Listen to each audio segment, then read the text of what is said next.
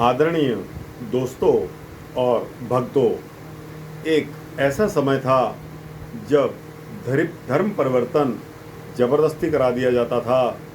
दोस्तों, उस शासन में हिंदू कुछ नहीं बोल सकते थे, लेकिन उस समय भी हमारे हिंदू महिलाओं में इस तरह की आत्मा थी कि वह अपनी रक्षा करना स्वयं जानती थी।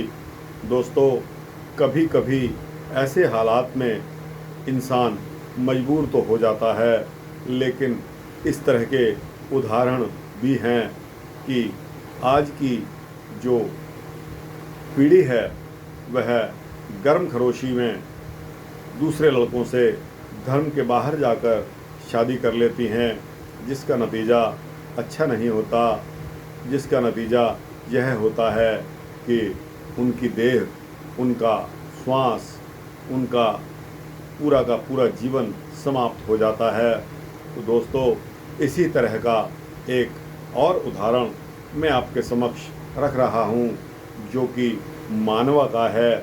मानवा यह सच्ची घटना है दोस्तों, और इस सच्ची घटना को आपको सुना रहा हूँ, जिससे आपको सुनकर आपके दिमाग में यह साफ हो जाएगा कि किस प्रकार हमारे धर्म पर कुठाराघात हुए और उसकी कितनी कीमत हम लोगों को चुकानी पड़ी। यह बात अपनी यंग जनरेशन, नई जनरेशन, नई पीढ़ी को मैं इस माध्यम से, इस वृत्तांत के माध्यम से सुनाना चाहता हूँ, क्योंकि दोस्तों, आजकल की पीढ़ी जो अपने आप को बहुत ही एडवांस समझती है, बड़े बुज़ुर्गों की, घर के बड़े व्यक्तियों की बात मानकर कोई भी राज़ी नहीं है।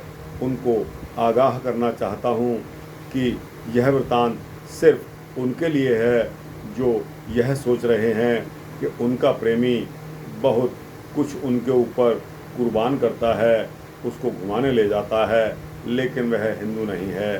तो दोस्तों, हिंदू लड़कियों के लिए यह वृत्तांत बगैर समय को बर्बाद किए मैं आपके समक्ष रख रहा हूँ।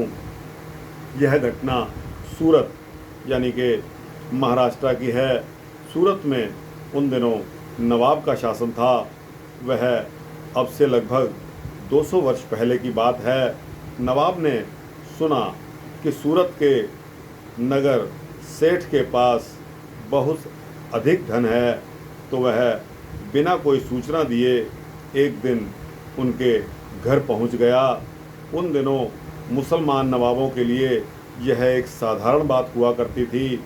किसी धनी प्रजा के घर में चले जाते और फिर कोई न कोई बहाना बनाकर उससे बहुत सा धन और संपत्ति ऐंठ लिया करते थे। नगर सेठ ने नवाब का आगमन देखकर उसका भली भांति स्वागत किया। नगर सेठ की पुत्री मानवा ने जब सुना कि यहाँ के नवाब इनके घर आए हैं, तो वह भोली बालिका कुतूहलवश भी वहाँ आ गई।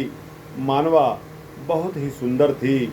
नवाब ने जब उसे देखा तो एक टक देखता ही रह गया।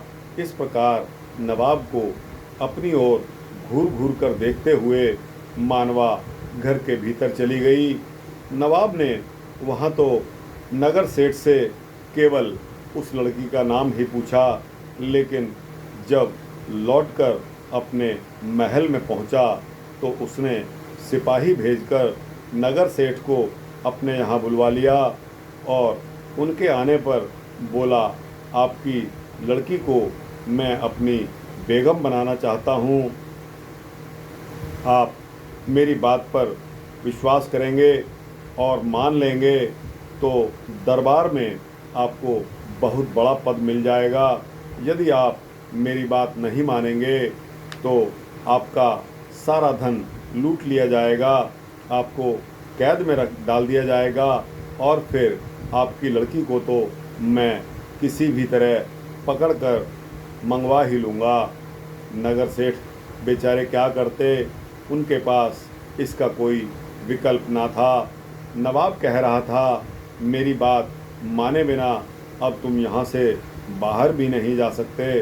वह सोचने के लिए 2 घंटे का समय भी नहीं देना चाहता था। विवश होकर उन्हें नवाब को अपनी पुत्री का रिश्ता देना पड़ा, स्वीकार करना पड़ा। सेठ जी घर पहुँचे और साथ ही नवाब ने मानवा को लेने के लिए पालकी भी भेज दी। मानवा रो रही थी, उसकी माता भी रो रही थी और पिता भी रो रहे थे, लेकिन उपाय कोई नहीं था। उसे पालकी में बैठना ही पड़ा। नवाब के महल में शहनाइयाँ बज रही थी। जब पालकी महल के दरवाजे के सामने पहुंची तो बहुत सी दासियां मानवा का स्वागत करने के लिए महल के दरवाजे पर आ गई। नवाब का महल बहुत ऊंचाई पर था। मानवा की पालकी को सीढ़ियों के नीचे लाकर रोक दिया गया। मानवा पालकी से निकली और सीढ़ियों पर चढ़ने लगी। उसने दोनों ओर बांदियाँ चल रही थी। मानवा सीढ़ियाँ चढ़ रही थी और अपने धर्म की रक्षा का उपाय भी सोच रही थी। ऊपर नवाब उसका स्वागत करने के लिए बड़ी ही उत्सुकता से इंतज़ार कर रहा था। मानवा सीढ़ियाँ चढ़ती गई और ऊपर पहुंचकर एकदम लौट पड़ी। घूमकर उसने अपने शरीर को सीढ़ियों पर फेंक दिया। उसका देह लुढ़कता लुढ़कता तेजी से नीचे की ओर चल पड़ा।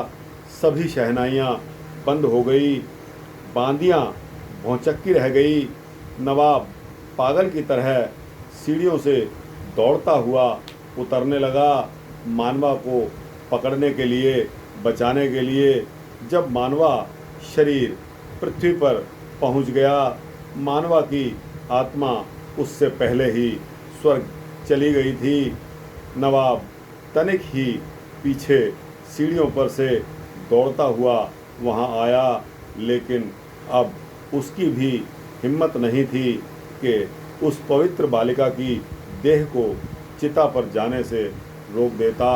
तो दोस्तों, जिसके मन में यह पवित्रता है कि वह अपने शरीर को किसी गैर धर्म, किसी अन्य धर्म के व्यक्ति को हाथ नहीं लगाने देगा, तो दोस्तों यह धर्मावलंबी व्यक्तियों का ही काम है।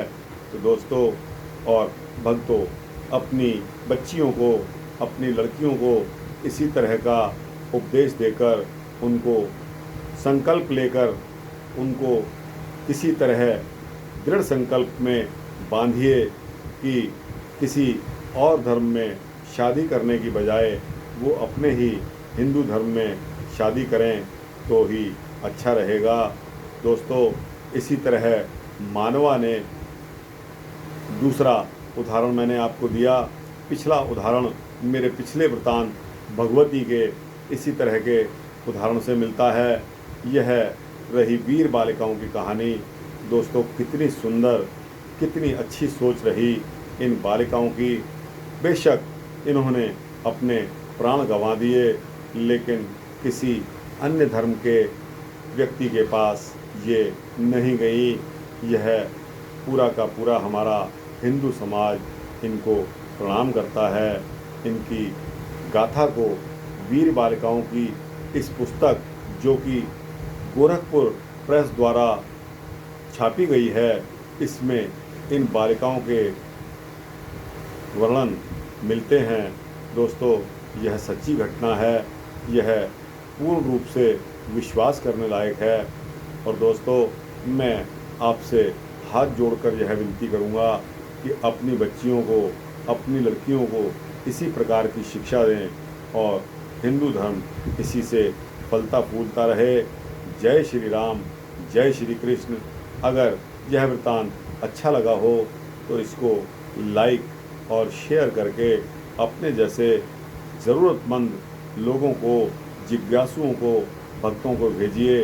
अपने हिंदू धर्म को, अपने धर्म को एक सूत्र में पिरोकर रखिए। अपने बच्चों को कंट्रोल में रखकर उनकी जीवन की, उनकी परवरिश की परवाह करे बगैर यह काम नहीं हो सकता। दोस्तों, यह वृत्तांत अच्छा लगा हो तो इसको लाइक और शेयर अवश्य करिए। इसी तरह के वृत्तांत पाने के लिए चैनल को सब्सक्राइब करेंगे तो आपको इस तरह के वृत्तांत मिलते रहेंगे। यह मेरा संकल्प है। जय श्री राम, जय श्री कृष्ण।